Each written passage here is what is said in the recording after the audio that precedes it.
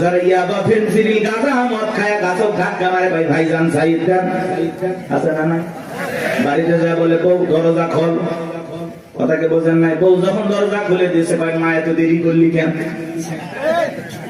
বউ তখন দিকে বলে কি ব্যাপার আমার মা কইলি কেন আজকে একটু বেশি মাল খাচ্ছি তুই মা না বউ বুঝতে পারতেছি না এরকম মাতাল আছে না নাই কিছু কিছু ছেলে পেলে আছে সন্ধ্যা হলে ঘরে দরজা বন্ধ করে জিকির করে ইজ্ঞাবা ইজ্ঞাবা ইজ্ঞাবা মা বাবা চিন্তা করে বাবা এটা কিসের ট্যাবলেট দর্শতি বলা কথা কই কিচ্ছু বোঝার দরকার নাই টাকা দে নইলে তোর মাথা ফাটাবো এরকম ইয়াবা খোর আছে না নাই যারা ইয়াবা খায় ফেন্সিডিল খায় গাঁজা মদ খায় যুবক রে সমাজের মানুষ তাদেরকে নেশাখোর বলে টোকায় বলে যারা নেশা করে তাদেরকে মানুষ ভালো চোখে দেখে না সে ভালো সন্তান হতে পারে না ভালো স্বামী হতে পারে না ভালো বাবা হতে পারে না নিঃস্ব করে সে সবাইকে কথা বলে নেশা করে না তার পরিবারকে নিঃস্ব করে এই জন্য হাতে পায়ে অনুরোধ করে বলে যায় যুবক নেশাদ্রব্য পান করা যাবে না মাদক সেবন করা যাবে না যে মুখে মা সেই মুখে মাদক তোলা যাবে না মাদককে না বলুন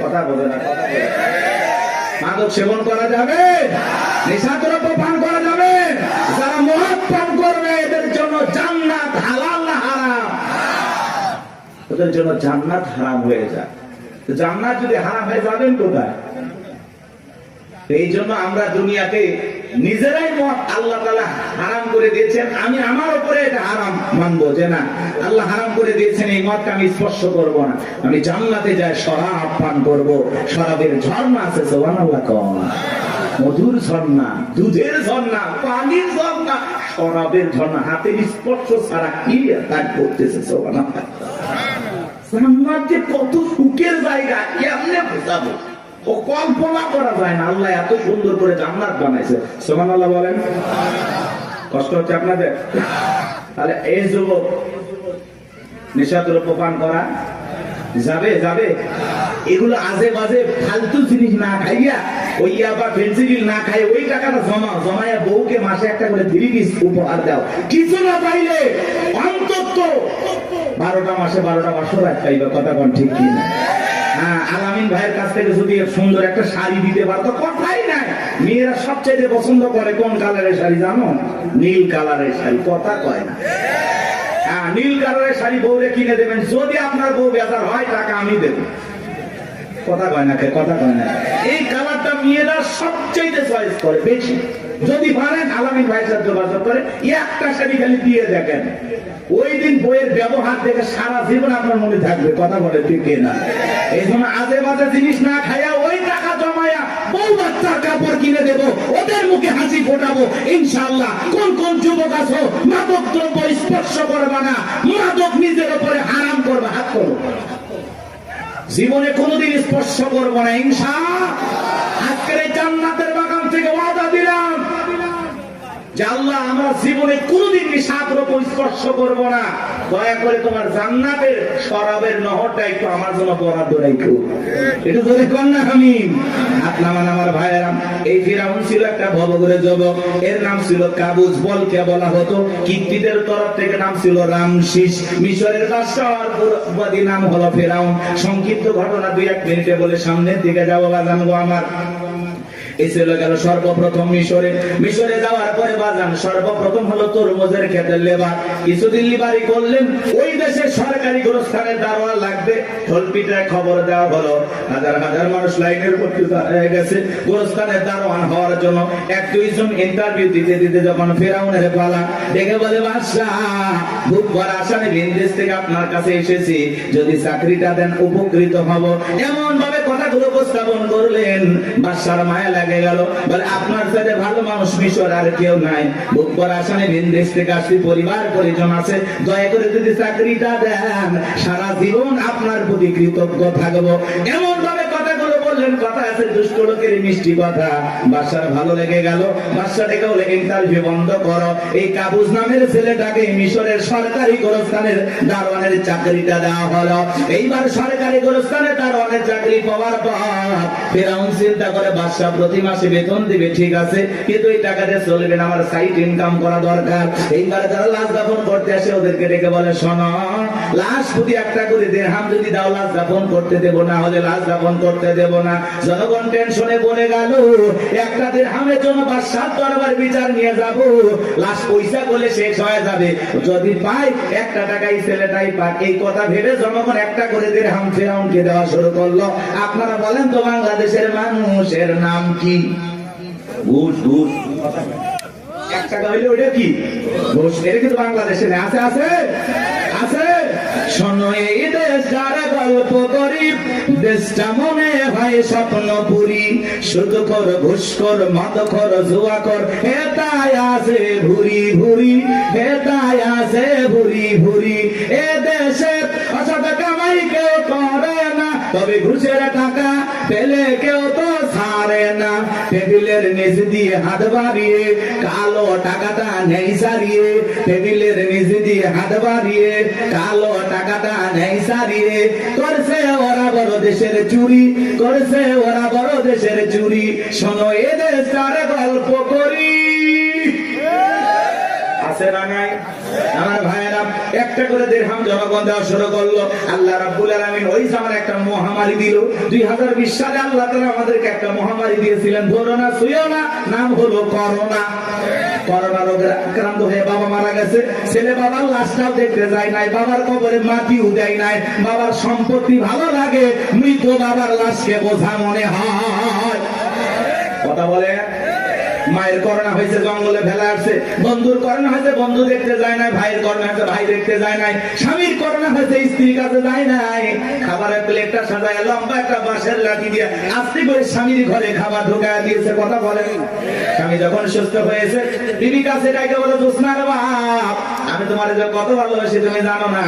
শাড়িটা দিয়ে সুন্দর করে মুখটা মোছায় দিতেছে, আর ডেকে বলে, জোসনার বাপ, তাহাজ্জুদ পড়ে পড়ে তোমার জন্য দোয়া করেছি, আল্লাহ আমার জোসনার বাপের হায়াত বাড়ায় দাও। স্বামী মনে মনে হাসে আর বলে, বিবি রে, তুই যে আমার কত ভালোবাসি, আমার বোঝা হয়ে গেছে। আমি যখন অসুস্থ ছিলাম, জানালা দরজার দিকে তাকায় একটা মেয়ে বুঝি, দরজা জানালা করে গল্প করবি, দুইটা কথা বলবি, একবারও দেখা করলি না। মোবাইলে তোর ছবি দেখে দেখে মনের দুঃখের কথা ভুলে যাইতাম। তুই যে আমার কত ভালোবাসিস প্রমাণ আমি পাইছি। আমি যখন অসুস্থ ছিলাম, আমারে তুই বাঁশ দিয়া খাওয়াইছিস। কথা বলে না। এজন্য করোনা মহামারী বুঝে দিয়েছে, দুনিয়াতে কেউ কারো আপন না। কথা বলেন, কথা বলেন, সত্য না মিথ্যা? ওই সময় একটা আতঙ্ক, ভয়, কেউ কারো কাছে যায় নাই। বাজানো আমার এই দুনিয়াতে একটা করোনা মহামারীতে মানুষ মারা গেল, মানুষ আর একটা মানুষের কাছে গেল না, বাবার কাছে সন্তান গেল না। তাহলে ভেবে দেখেন বাজান, দুনিয়াতে কেউ কারো আপন না, সব মিথ্যা মায়া, মিথ্যা মায়া। কথা বলে না? আপনি কি মনে করেন আপনি মারা গেলে আপনার পরিবারের লোকজন আপনাকে ছাড়া অচল হয়ে যাবে, তারা ভেঙে পড়বে? কিচ্ছু হবে না তাদের। আপনি মরে গেলেও আপন গতিতে আপনার পরিবারের লোকজন তাদের জীবন সাজাবে, আপনার জন্য কেউ অপেক্ষা করবে না। আপনার জন্য পৃথিবীর কোনো কিছু থেমে থাকবে না, না দোকান, না ব্যবসা প্রতিষ্ঠান, না আপনার স্ত্রী, না আপনার সন্তান, না আপনার ব্যবসা বাণিজ্য, খাবার, কোনো কিছুই থেমে থাকবে না। আপনি মরে গেলেও সব আপন গতিতেই চলবে। কথা বলে ঠিক না? বরং আমরাই বেশি বেশি ভাবতেছি যে আমি মরে গেলে আমার পরিবারে কি হবে না হবে, ওদের কথা ভাবতে গিয়ে আমরা আখিরাত ভুলে গেছি। এজন্য আসুন আখিরাতকে টার্গেট করি। কথা বলে না? আখিরাতকে টার্গেট করি। এর মধ্যে দুনিয়া যতটুকু হয় হইলেও আলহামদুলিল্লাহ, না হইলে আলহামদুলিল্লাহ। কথা বলে ঠিক না? কিন্তু বেশি দুনিয়াকে টার্গেট করলে আখিরাত আমাদের কাছ থেকে দূরে সরে যাবে। এজন্য আমরা দুনিয়া টার্গেট করবো না, আখিরাত। আমাদের কার প্রয়োজন বেশি? আল্লাহকে প্রয়োজন দরকার না? তাহলে আখিরাতকে টার্গেট করতে হবে। এই পৃথিবীতে আল্লাহ হলো আমাদের সবচেয়ে আপন।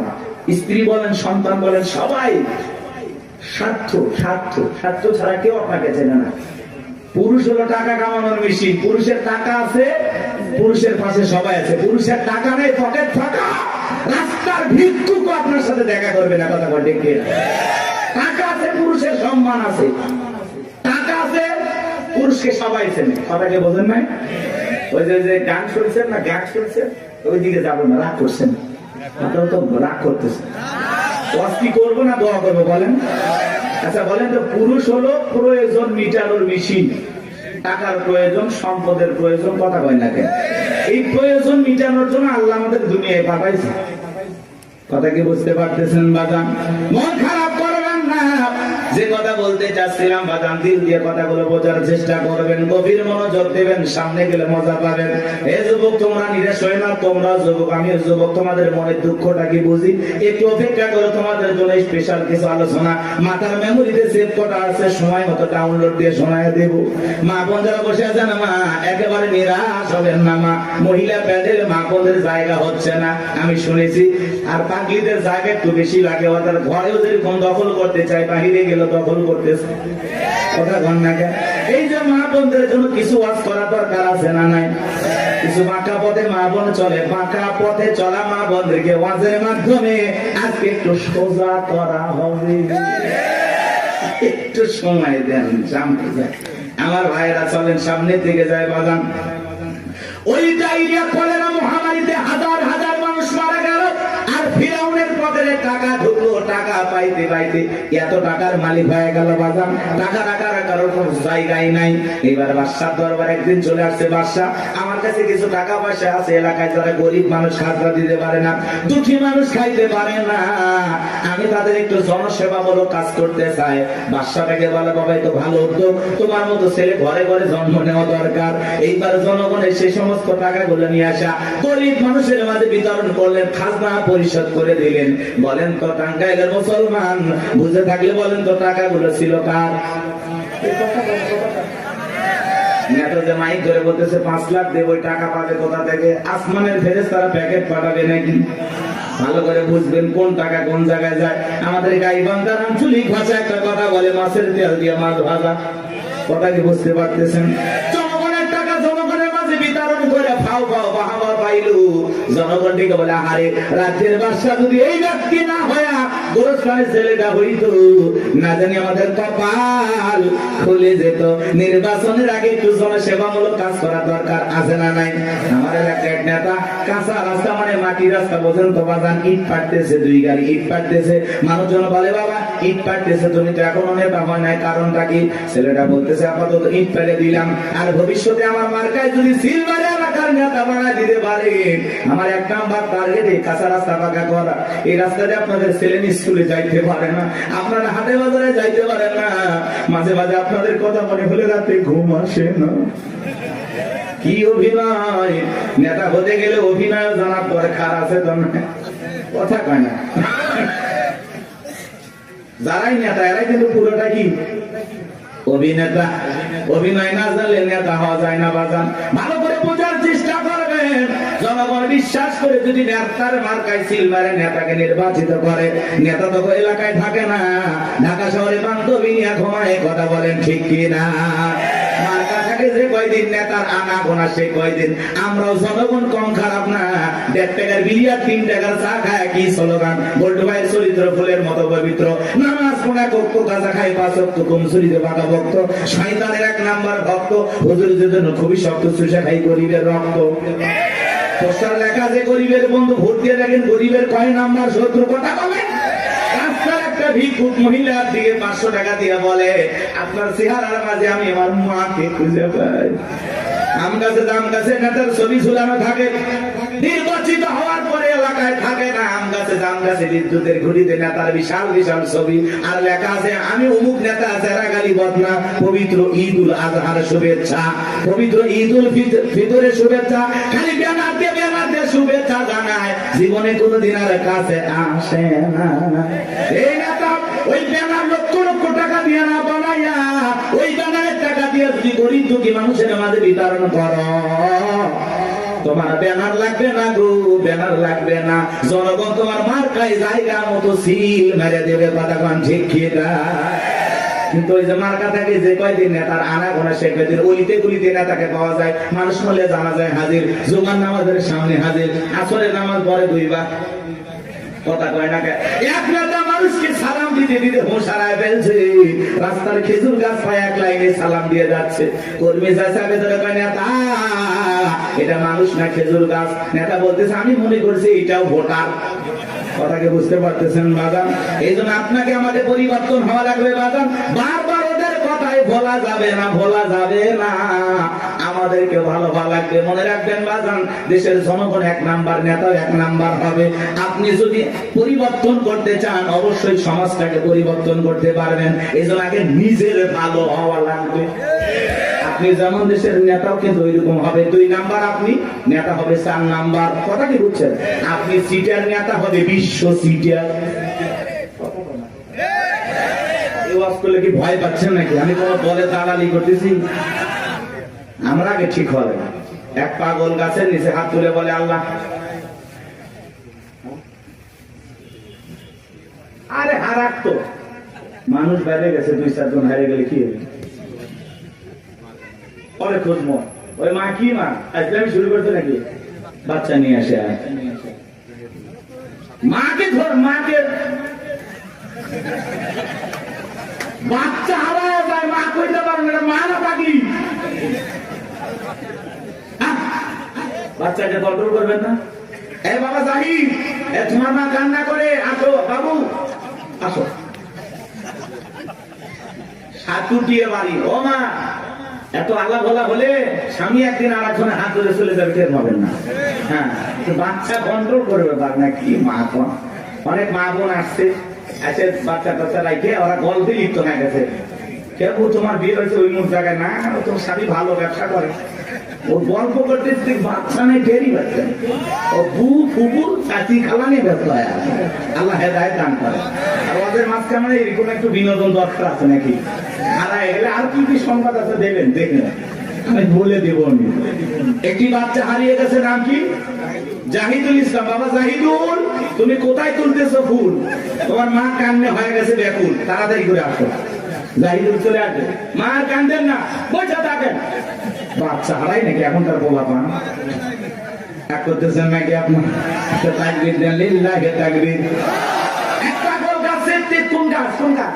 তেঁতুল গাছের নিচে হাত তুলে বলে আল্লাহ, তেঁতুল গাছে রাজশাহীর ফজলিয়ামদের, রংপুরের হাড়িভাঙ্গাতে, সাফাই নবাবগঞ্জের কাঠিমন্দে, নওগাঁসা পাহাড়ের আমরুপালিতে। আল্লাহ বলে পাগলের চোখটা খুলে দেখ, কোন গাছের নিচে দোয়া ধরেছিস? তেঁতুল গাছের নিচে দাঁড়াইয়া। কিয়ামত পর্যন্ত আমসালে জামাত পাওয়া যাবে না। নির্বাচনের আগে 500 টাকা, 1000 টাকার বিনিময়ে, 200 টাকার বিনিময়ে নিজের পবিত্র আমানত ভোট বিক্রি করে দেশে উমরের মতো নেতা চাইলে পাওয়া যাবে না। এই জন্য আগে আপনাকে ঠিক হওয়া লাগবে। আপনি যখন বলেন আল্লাহ আমার নেতাদেরকে উমরের মতো আদর্শবান নেতা বানাও, আল্লাহ তখন হাসে আর বলে উমরের দেশে থাকার মতো জনগণ কি হতে পেরেছিস? আগে নিজে ঠিক হ। আমার সাকাওয়াত ভাই আজ করলো, নামাজও পড়ে সুদ খায়। আপনি যখন সুদ খায় মুনাজাত করেন রব্বানা আতিনা ফিদ দুনিয়া, আল্লাহ বলে তোর মতো সুদখোর হারাম করে দোয়া কবুল হবে না। সুদ খায়, ঘুষ খায়, হাত তুলে দেওয়া, আল্লাহ মাফ করে দিন।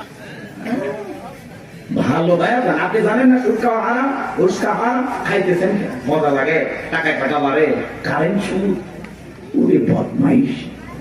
আল্লাহ হেদায়েত দান করে। জোরে বলেন না আমি। কষ্ট হচ্ছে নাকি আপনাদের? আমার ভাইরা ভিডিও কথাগুলো বুঝে যান।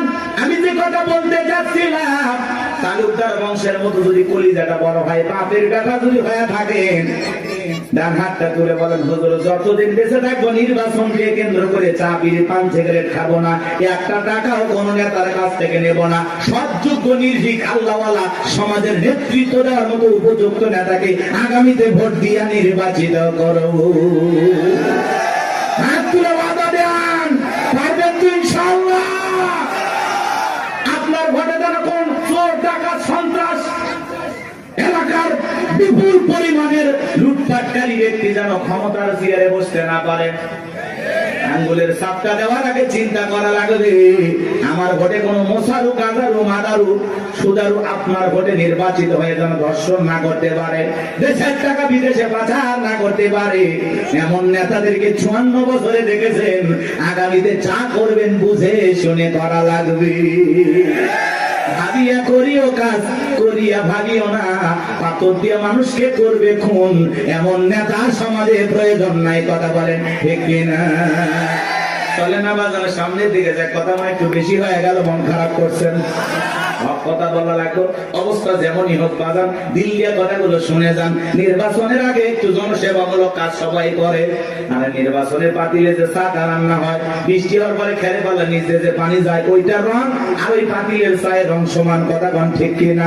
এখন একটা চা খায়, বিড়ি খায়, সিগারেট খায়, নিজের পবিত্র আমানতটা বিক্রি করবেন না। মাথায় থাকবে। আল্লাহ হেদায়েত দান করেন। চলেন সামনের দিকে যাই বাজান।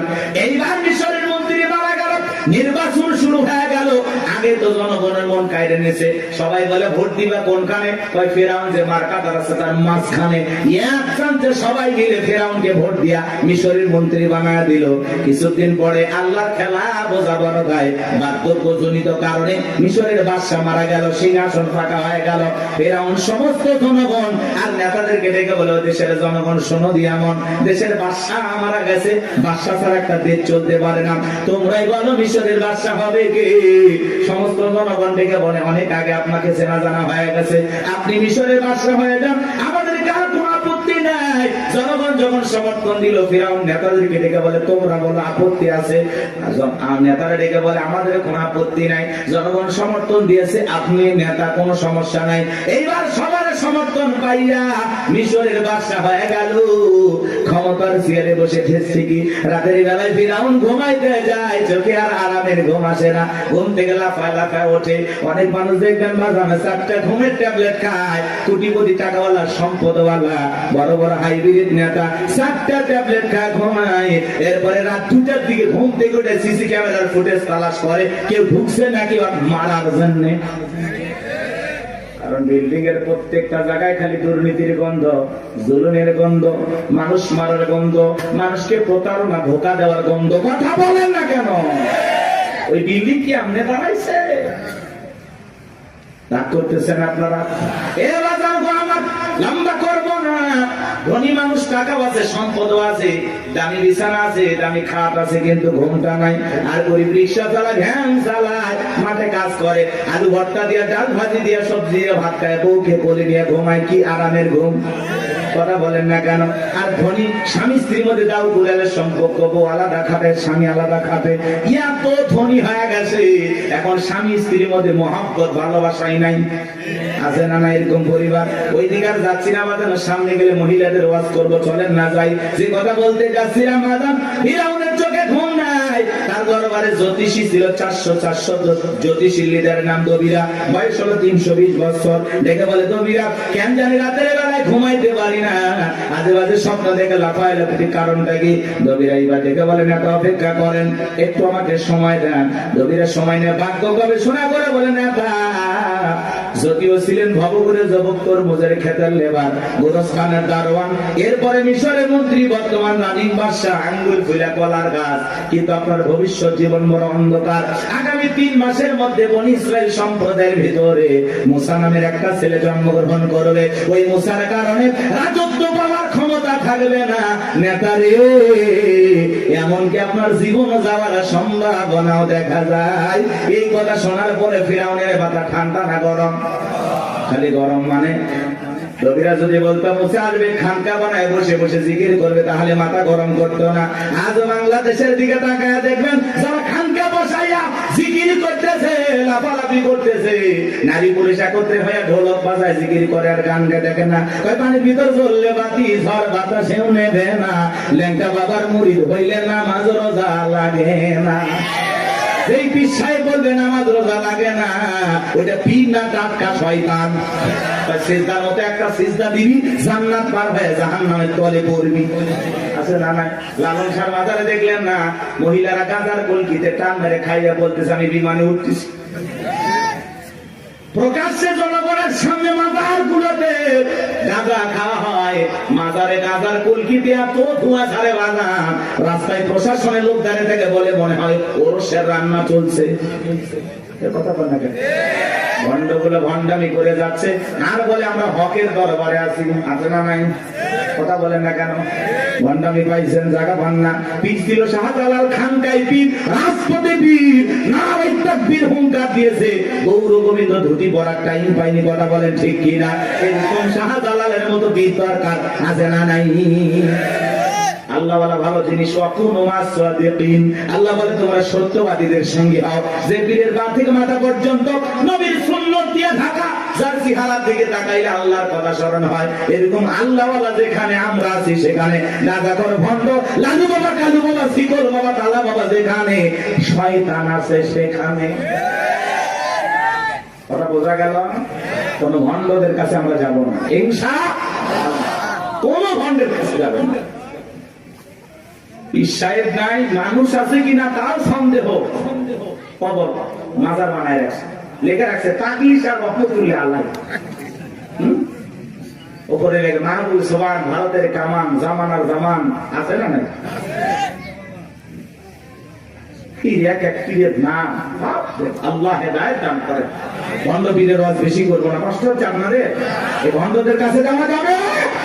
এমনও পীর আছে মহিলা মুরিদ দেখলে মাথা ঠিক থাকে না, দুই হাত বাড়ায় বলে মাই। মহিলা চিন্তা করছে এত বড় আল্লাহ আমারে ডাকে, যদি বুকে না যায় তার নামে জায়গা হবে না। পীর সাহেবের বুকের ভিতরে ঢুকে গেছে, আর পীরের বুকের ভিতরে ঢুকে এত শান্তি পাইছে, আনন্দের ঠেলায় গান গায়, বাবা আমি তোমায় ভালোবাসি, তোমার চরণ সুবিতে বাবা, তোমার কাছে আসি গো বাবা, আমি তোমায় ভালোবাসি। যে নারী স্বামীকে বাদ দিয়ে পীরের ফাটা পায় চুমা খায়, ওই নারীর চরিত্র ঠিক না। শুনে যান, আপনার পীর আপনার স্বামী। কথা বলে প্রত্যেকটা সন্তানের কাছে তার মা বাবা হলো পৃথিবীর সবচাইতে বড় পীর। কথা বলে জীবনে কোনোদিন মা বাবাকে ভাত দেয় না, পিতা মাতার জন্য 1 কেজি কমলা বেদনা কেনে না, পীর সাহেবের দরবারে গরু নিয়ে দৌড়ায়। পাগল দেখছেন? মা বাবার খবর নেয় না, পীরের বাবার খবরের অভাব নাই। আল্লাহ হেদায়েত দান করেন। গরু ছাগল নিয়ে কোনো পীরের দরবারে দৌড়াবেন না। আচ্ছা উনি যদি আল্লাহ ওয়ালা ভাই ভালো আছে তো গরু ছাগল দিয়ে কি করবে? এলাকায় কত গরিব নিয়ে বিয়ে হয় না, দেন না, গরুটা জবাই করে মেহমানদারি করা দেন, আল্লাহ খুশি হবে। এলাকায় মাদ্রাসা আছে, গরিব দুঃখী বাচ্চা পড়াশোনা করে, এতিম বাচ্চারা, একটা ছাগল মাদ্রাসায় দেন, ওরা জবাই করে খেয়ে আল্লাহ কোরআন তেলাওয়াত করবে, আরশের মালিক আল্লাহ খুশি হবে। আপনি মাজারে যায় ছাগল গরু দিয়ে, হ্যাঁ রাত ভর্তি করে নিয়ে যায়, মাইক বাজারে গান গায়, দেখেননি? যা কত কথা বলা যাবে না, কষ্ট হচ্ছে আপনাদের। কোন বাজারে টাকা পয়সা দান করবেন না, কথা বলে। হ্যাঁ, কোন মাজারে যদি মসজিদ থাকে, মাদ্রাসা থাকে, সেই জায়গা আপনি দান করতে পারেন। শুধু মাজার এমন জায়গায় 1 টাকা দেবেন, কথা আপনার যা বলতেছি আপনি তাই করবেন। মাজারে কেন টাকা দিচ্ছেন? উনি আল্লাহ না ভালো আছে না, টাকা দিয়ে কি করবে? আগে কিনে খাবে। আপনি মাজারে কেন টাকা দিচ্ছেন? এতিম অসহায় প্রতিবন্ধী হাত পাতে 5 টাকা দিতে পারে না, আর মাজারের দান বক্স থেকে 1000 টাকা 500 টাকা কেমনে ঢোকান? টাকা যেটা মানুষের দরকার না মরা মানুষের? যেটা মানুষ কান দিচ্ছে হাত পাতে, আপনি সেখানে দেন না। আর মাজারে পীর সাহেব একবারও ডাকলো না, এই মুসলিম টাকা দে, চাইছে ওই জায়গায় কেন টাকা দিলেন? বলেন কেন দিলেন? কিসের বরকতের আশা? সন্তান হয় না, 56টা দরবারে ছাগল মানত করে, মাজারে ছাগল দিয়ে সন্তান হবে, পাইছেন কোথায়? কথা কয় না। আরে ওয়াশ করলে হবে না, মাঝে মাঝে ওয়াশ করালে। আরে ভাই আমাদেরকে দেন, মাদ্রাসায় দেন, কথা কয় না। দেওয়ার লোক খুঁজে পান না, যে একটা মানুষ চোখের সামনে কান্দে মরে যাচ্ছে, ওই জায়গা দেয় না, ওই মরা পীর সাহেবরা দিয়ে এসেছে। ওই যে পীর আছে না, কলার গাছ আছে, আসলে কোন মাজার কিনা আপনি জানেন? অধিকাংশ মাজার মিথ্যে মিথ্যে মাজার বানায় বন্যামি শুরু হয়ে গেছে, কথা দেখে না। আল্লাহ যেন আমাদের হেদায়েত দান করেন, একটু জোরে বলেন আমি। আমার কথায় অনেক মাদার পুজোরীরা বিরক্ত হয়েছে, অনেকে ফোন দিয়ে হুমকি দিছে, তোমরা আল্লাহ আল্লাহর বিরুদ্ধে কথা বলো, মরার আগে জবান বন্ধ হয়েছে। চিন্তা করছেন? ফরিদপুরে সালতা থানা আটরশি আছে না, আমি যাইতে পারি না, আমার সেই হুমকি দিত ভাই এই থানা এসে তোর হাত পা কেটে নেব। এই গত 29 তারিখে ওই জায়গায় বয়ান করে আসছে, কই হাত পাটা করতেন, হাত পা কাটার লোকগুলো খুঁজে পাইনি। কারণ ওই যে ওদের দেখে নিয়ে আমি একটু সাইজ করছিলাম, খবরদার এই ভণ্ডদের কাছে যাবেন না। হক্কানি আল্লাহ আল্লাহ ভালো, সেখানে আপনি যাবেন, কিন্তু ভণ্ডদের কাছে যাব না। যেখানে ইসলাম আছে সেখানে আমরা আছি, যেখানে ভণ্ডামি আছে সেখানে আমরা নারী পুরুষ একত্রে যেখানে। আরে ভাই, মহিলা মানুষ কাছে থাকলে মাথা ঠিক থাকে, কি জিকির, জিকিরের কথা মনে থাকবে। আল্লাহ হেদায়েত দান করে। ওই জন্য তো ভণ্ডরা বলে মনের পর্দা বাইরের পর্দা, শুনছেন না, মনের পর্দা বড় পর্দা, বাইরের পর্দা খুলে ফেলা। মনের আলো বড় আলো, বাইরের আলো নিয়ে ফেলা। রাত 12টার সময় বাতি নিবেছে, এখন কি জিকির হচ্ছে আপনারা বুঝে নেন। আল্লাহ হেদায়েত দান করে। আমার ভাইয়েরা চলেন সামনের দিকে যায়। আজও পৃথিবীর জমিনে যারা মাজার নিয়ে বসে আছে, খানকায় বসে আছে, এদেরকে কেউ টার্গেট করে না। যারা আল্লাহর জমিনে আল্লাহ দ্বীনকে কায়েম করতে চায়, কোরআনের সমাজ ব্যবস্থা কায়েম করতে চায়, আল্লাহর আইন দিয়ে জমিনটা পরিচালনা করতে চায়, তাদেরকে টার্গেট করে করে ভিতরে ঢুকানো হয়। কথা বলে ঠিক কিনা? ফিরআউনের মাথা গরম হয়ে গেছে, হামানকে দেখে বলে এ ডাকো হামান, এই দিকে হামানের মাথায় কোনো চুল ছিল না, সাদে মাল নাই, বাম পারলো, পুরো মাথা ছিল ভারতের দমদম এয়ারপোর্ট। দেখে বলে হামান রে তাড়াতাড়ি করে বল। নবীরা বলল একটা মুসা নামের ছেলে জন্মগ্রহণ করবে, ওর কারণে রাজত্বের চেয়ার থাকবে না, ক্ষমতা থাকবে না, এমনকি আমার জীবনটাও নাকি চলে যাবে, এটা তো মেনে নেওয়া যায় না। হামান ডেকে বলে নেতা টেনশন নাই, মাইট ইজ রাইট, জোর যার মূল্য তার, পাওয়ার রাজত্ব আমাদের, ক্ষমতা আমাদের হাতে, আমরা যা বলবো মিশরের জনগণ তাই মানতে বাধ্য। বলে কি করতে চাস? হামান ডেকে বলে নেতা যত ছেলে সন্তান জন্মগ্রহণ করবে সবাইকে জবাই করে করে দুনিয়ার বুক থেকে বিদায় করে দেব, তাহলে আপনার শত্রু মুসার আগমন ঘটবে না। এমন কথা শোনার পরে ফিরআউন ডেকে বলে হামান রে আসলেই তোর মাথায় বুদ্ধি আছে, তবে শোন, ছেলেগুলোকে জবাই করবি, মেয়েগুলোকে জবাই করবি না, কারণ ছেলেদের মধ্যে আমার শত্রু আছে, মেয়েদের মধ্যে কোনো শত্রু নাই। তার মানে চোর বলে মানুষ ভালো, মোবাইল নিয়ে গেল, সিম কার্ড খুলে দিয়ে গেল। কথা বলেন ঠিক কিনা? সন্তান জবাই করা শুরু হয়ে গেল, 3টা মাস অতিবাহিত হয়ে গেল। দবিরাকে দেখে বলে দবিরা এইবার গবেষণা করে দেখ আমার পথের কাটা মুসা মরল না বাঁচলো। দবিরা গবেষণা করে বলে না, তার 3টা বর্ণনা পাওয়া যায় বাজান। একটি বর্ণনায় বলা হয়েছে 20,000, আর একটি বর্ণনায় বলা হয়েছে 24,000, আর একটি বর্ণনায় বলা হয়েছে 80,000। দবিরা দেখে বলে না, তো যদিও হাজার হাজার মায়ের মুখ খালি কইরা সন্তানগুলোকে জবাই করে বিদায় করেছেন, কিন্তু আপনার পথের কাটা মুসা এখনো মরে নাই, মরে নাই, মায়ের কোলে জীবিত আছে, সুস্থ আছে, কিন্তু কোন বাড়িতে আছে, কোথায় আছে, এইটা বলার ক্ষমতা আমাদের নাই। বলেন আল্লাহু আকবার। ওয়া মাকারু ওয়া মাকারাল্লাহ ওয়াল্লাহু খায়রুল মাকিরিন। এলাকার আল্লাহ চাই মুসারে বাঁচাতে, ফিরআউন চাই মারতে, আর 14 গোষ্ঠী এক জায়গা হয় মুসার একটা পছন্দ জিততে পারবে না। কথা বলেন ঠিক কিনা? ফিরআউন আগান্বিত হয় বলে এ সেনাবাহিনীর দল, এতগুলো মারলি, আসলটাই মারতে পারলি না। এলাকায় তল্লাশি চালাও, চিরনবিধান চালাও, ঘরে ঘরে প্রবেশ করো, যেখানে মুসারে পাইবা দরবার জবাই করবা, আমার মাথা টেনশনটা দূর করো। যাও। একদল সেনাবাহিনী মুসা নবীর বাড়ি থেকে রওনা করেছে। মুসা নবীর বড় বোন নাম মারিয়ম দেখে বলে মা, ওই যে ফিরআউনের সেনাবাহিনী দেখা যায় মা, আর বুঝি ভাইকে বাঁচানো গেল না। মুসা নবীর মা সন্তানকে দিক সেদিক দৌড়ায়, কে যেন ইলহামের মাধ্যমে আওয়াজ দেয়, বলে মুসা মা, তোমার সন্তানটাকে চুলার ভিতরে ফেলায় দাও, কথা দিলাম গো, তোমার সন্তানটাকে আবার তোমার কোলে ফেরায় দেব। বলুন সুবহানাল্লাহ। মুসা নবীর মা তাই করলেন।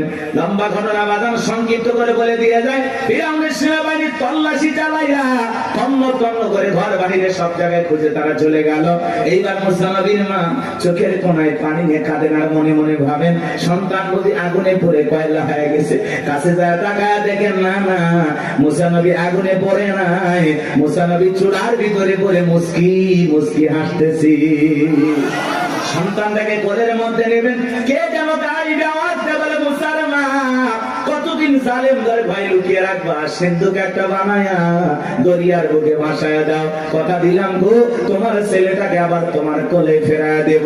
মুসা নবীর মা টেনশনে পড়ে গেলেন, সিন্ধুক পাবেন কোথায়? পরের দিন সকালবেলা কে যেন ডেকে বলে, মিস্ত্রি লাগবে না, আমি একজন মিস্ত্রি। মুসা নবীর মা ডাইকে বলে, মিস্ত্রি দিকে আসো। জীবনে কেউ মিস্ত্রি বলে চিল্লাইলো না, তুমি কিসের মিস্ত্রি, কি বানাইতে পারো? মিস্ত্রি ডেকে বলে, মা আপনি যদি মনে করেন এমন একটা সিন্ধুক আপনার দরকার, যে সিন্ধুকের ভিতরে আপনার সন্তানকে তুলে দরিয়ার বুকে ভাসায়া দেবেন, ও মা চাইলে এমন একটা সিন্ধুক আমি বানাই দিতে পারি, তাই নাকি? বলে হ্যাঁ। মুসা নবীর মা ডেকে বলে, মিস্ত্রি তুমি তোমার মনের কথা বলেছ, এরকম একটা সিন্ধুক আমার প্রয়োজন। মিস্ত্রি ডেকে বলে, মা কিছু যন্ত্রপাতি আছে, ধার দেওয়ার জন্য পানির প্রয়োজন হতে পারে, আবার না হলেও চলবে, আপনি একটু ভিতর থেকে পানি নিয়ে আসেন। মুসা নবীর মা ভিতর থেকে পানি নিয়ে এসে দেখে মিস্ত্রি সুন্দর একটা সিন্ধুক বানায়া দাঁড়িয়ে আছে। এবার সিন্ধুকটা হাতের মধ্যে দিয়ে মিস্ত্রি দৌড়ায়, পেছন থেকে ডেকে বলে, মিস্ত্রি লোহার পয়সা কি নিবা না, কাঠের পয়সা কি নিবা না, তোমার পারিশ্রমিকের দামটা কি নিবা না? মিস্ত্রি ডেকে বলে, মা যারা বিপদে পড়ে আমি তাদের উপকার করি, বিনিময়ে টাকা পয়সা গ্রহণ করি না। মুসা নবীর মা ডেকে বলে, মিস্ত্রি এই বিপদের দিনে এত বড় উপকার করলা, লোহার পয়সাও নিবা না, কাঠের পয়সাও নিবা না, তোমার পারিশ্রমিকের দামটাও নিবা না, অন্তত তোমার নামটা বলে যাও, মাঝে মাঝে তোমার কথা মনে হলে আল্লাহর কাছে তোমার জন্য দোয়া করব। মিস্ত্রি দেখে বলে, মা আমি দুনিয়ার কোন সাধারণ মিস্ত্রি না, আমি আল্লাহর ফেরেশতা, আমার নাম জিবরাইল। এইবার সিন্ধুকের ভিতরে মুসা নবীকে তুলে দরিয়ায় ভাসায় দিলেন। আর মেয়ে মারিয়ামকে বলে, মা সিন্ধুক ভাসতে ভাসতে কই যায় খবর নিয়ে আসবি। ওই দিন বিকেল বেলা ফিরাউন তার প্রিয়তমা স্ত্রী আসিয়াকে নিয়ে আসছে সমুদ্রের সৈকতে হাওয়া খাইতে। মাঝে মাঝে বউকে একটু বিনোদন করা দরকার, আছে না নাই? হালাল বিনোদন। মাঝে মাঝে ভাবি কিনে কক্সবাজার চলে যাবেন যদি সামর্থ্য থাকে, কথা কয় না? বউকে পর্দা করাইয়া নিয়ে যাবেন। আমি কি বলছি, কক্সবাজারে যে হাফ প্যান্ট পরে গোসল করবেন, তাহলে গুনাহ হবে, কথা কয় না কেন? কিছু পোলাপান আছে বউ সুন্দরী, মাথা কাজ করে না, কক্সবাজার নিয়ে যায় ঘোড়ার উপরে তুলে সেলফি তোলে, সুন্দর করে সমুদ্রের পানিতে গোসল করতে সেলফি তোলে, বিকেল বেলা আইডিতে পোস্ট করে বলে, প্রিয়তমার সাথে কক্সবাজারের প্রথম দিন কিছু ছবি তুলেছি দোস্ত তোমাদের দেখার জন্য, ভাবিকে বৃষ্টি ভিজা শরীরে কেমন লাগতেছে একটু লাইক কমেন্টসে জানাও। এর চাইতে মূর্খ বেয়াদব সমাজে আর কেউ আছে নাকি? যে নিজের বইয়ের ছবি ফেসবুক আইডিতে ছাড়ে, এর রুচিতে সমস্যা, কথা বলে। এই বউ হলো পার্সোনাল জিনিস, একান্তই আমার, এটা পাবলিসিটি করার জিনিস না, কথা বলে না। এমনিতে নিয়ে মানুষকে জ্বালায় আছি আমরা, তার উপর আবার বইয়ের ছবি ফেসবুকে ছাড়ে, কত পাগল আছে না? না হুজুর এখন একটা গান বানাচ্ছে, শোনি, কথা কয় নাকি? শুনছেন? কোন গ্রামে বাড়ি তোমার, কেমন তোমার বাপ, ফেসবুকে ছবি সাইডে করছো কেন বাপ? শুনছেন না? যাই সময় নাই, অনেক লম্বা হবে, কষ্ট হচ্ছে আপনাদের, বিরক্ত হয়েছেন আমার কথা? মহিলা দল আজ একটু পরে হবে, আপনার আগে ঠিক হন। কি বউকে মাঝে মাঝে বিনোদন করবেন? পিকনিক স্পট গুলো যেখানে ভদ্র লোকেরা যায় সেখানে যাবেন, মাঝে মাঝে বউকে নিয়ে একটু ঘোরাফেরা করবেন, নিজে বউকে একটু সময় দেবেন, না হলে অন্য আরেকজনের সাথে ঘোরাঘুরি করবেন, আপনি টেরই পাবেন না। এরকম মহিলা আছে না? না। আর একবার যদি বউ বাঁকা পথে চলে, ওই বউকে সোজা করা কঠিন। নষ্ট গাড়ি ঠিক করা যায়, কিন্তু নষ্ট নারীকে ঠিক করা যায় না। একবার যদি একটা নারীর চরিত্র নষ্ট হয়ে যায়, ওই নারী একটা পতিতার চাইতে নিকৃষ্ট হয়ে যায়। এই জন্য বাজান, কথাগুলো বাস্তব। নষ্ট গাড়ি ঠিক করা যায়, কিন্তু নষ্ট নারীকে ঠিক করা যায় না। নারী এমন একটা জিনিস, নারী বুঝতে পারলে নিয়ামত, না বুঝতে পারলে কিয়ামত। বুঝতে পারলেই ঘরে সুন্দর পরিবেশ নিয়ে বাঁচতে পারবেন, আর না বুঝতে পারলে ঘরে আগুন চলবে, দাউ দাউ করে অশান্তির আগুন জ্বলবে। ওই আগুনে শুধু আপনি জ্বলবেন, আপনার পরিবারও জ্বলবে, সমাজ জ্বলবে, কথা বলে ঠিক না? আরে ভাই, মসজিদে ফাজিমি করে, বইয়ের জ্বালায় গলা দড়ি দিয়ে মরছে, দড়ি দিয়ে মরছে। কয়েকদিন আগের ঘটনা। হুজুর, মানুষ আমরা মারবেও পারি না, শাসনও করে পারি, কি দিয়ে মারবেন? আল্লাহ এমন একটা সিস্টেম দিয়েছে মারা, মেসওয়াক পরিমাণে 1 বিঘা, কথা কেন? আচ্ছা, এটা তো মারা যায় 8 ইঞ্চি দিয়ে, কথা কেন? এটা পান্টি হলো, অনেকে ভাই হুজুর প্লাস দিয়ে মার, মানে প্লাস দিয়ে ওই পান্টি ধরবি না, হাত দিয়ে ধরালে। আর তার বউ যদি মমতাজের মতো মোটা হয়, আর ওই পান্টি যদি পিঠে বাজায়, বউ কবি আমার কাতুকুতু লেগেছে, কথা পান ঠিক। ইসলাম এমন একটা সুন্দর সিস্টেম আল্লাহ তাআলা আমাদেরকে দিয়েছেন। ইসলাম এত সুন্দর একটি ধর্ম, আসলে বউ মারার পক্ষে আল্লাহ নাই, কথা কেন? আল্লাহ বলতেছে বউ ভালোবাসার জিনিস, মারবে কে? আর তুমি যদি সকালে বউরে পিটাও, রাতের বেলা তুই ঘুমাবা, ওই বউয়ের কাছে যাতে তোমার লজ্জা করবে না, কথা কেন? আর পাগল, কিছু পাগল আছে না, বউরে এমন পিটান পিটা, যতক্ষণ আব্বা ডাকছিস ততক্ষণ ছাড়বো না। মানুষকে গৌরী এত মারিস কেন? তাই মারবো না। এই বেহানারি বাবার কাছে আমি 1.5 লাখ টাকা পাই, মাত্র 1 লাখ টাকা দিয়েছে, এখন আমি 50,000 টাকা পাই। ও মানে শ্বশুর বাড়ি থেকে হালখাতার টাকা পাই। এরকম যৌতুক লোভী কিছু আছে না? যারা যৌতুকের জন্য বউকে পিটায়, এরা হলো ছোট লোক, কথা বলেন। এরা সমাজের জঘন্য লোক, কথা বলেন। এই পুরুষ না টাকা ইনকাম কর, যা ইনকাম কর, শ্বশুরের টাকা লোক। কাঁচা পায়খানা খাওয়া যেমন হারাম, কন্যা পক্ষের কাছ থেকে জোর করে যৌতুক দাবি করা তেমনি হারাম। তো যৌতুকের টাকা না খাওয়া 2 কেজি খা। কি সাকত ভাই, মন খারাপ করতেছেন? এলে চলবে, রাগ করতেছেন নাকি আপনারা? ভাই যৌতুক নিয়েছেন নাকি আপনি? উঠতেছেন কেন? থাকবে লিল্লাহি তাকবীর। আমার ভাইরা গভীর মনোযোগ দিয়ে শুনবেন বাজান। সামনের দিকে গেলে একটু কষ্ট হবে আপনাদের, কষ্ট হচ্ছে? চলেন, সামনে গেলে মজা পাবেন বাজান। এইবার ফিরাউনের কাছে সিন্ধুক চলে আসলো, সেনাবাহিনী সিন্ধুকটা ধরে নেতার কাছে নিয়ে গেছে। ফিরাউন ডেকে বলে, সিন্ধুকটা খোলো তো দেখি। সিন্ধুকটা যখন খোলা হলো, সবাই তাকায়া দেখে সিন্ধুকের ভিতরে মনে হয় পূর্ণিমার চাঁদ উদয় হয়েছে। আসিয়ার চক্ষু শীতল হয়ে গেল। ফিরাউন দেখে বলে, তরবারি আন, জবাই কর। এইটাই মুসা। আসিয়া বলে, থামো, খালি মারাই শিখছো, এতগুলো মারলা, কাউকে শান্তি পাইলা না। ও স্বামী, এই ছেলেটাকে মারার আগে আমার একটা প্রশ্নের উত্তর দাও। এই যে সিন্ধুকটা দেখা যায়, এমন কাঠ কি তোমার দেশে পাওয়া যাবে? ফিরাউন কাঠটা নাই গেছে, বলে, বিবির এই সিন্ধুকের যেমন কাঠ, এমন কাঠ আমি কেন আমার বাপ দাদা 14 পুরুষও কেউ দেখে নাই। আসিয়া বলে, স্বামী, এটা ভিন দেশি কারো সন্তান, বাঁচতে বাঁচতে আমার দেশে আসছে, এই ছেলেটাকে আমি মারতে দেব না। এই ছেলেটাকে আমাদের পালক পুত্র হিসাবে লালন পালন করতে চাই। জোরে কোন মারহাবা। কথায় আছে, যেখানে বাঘের ভয় সেখানে রাত হয়।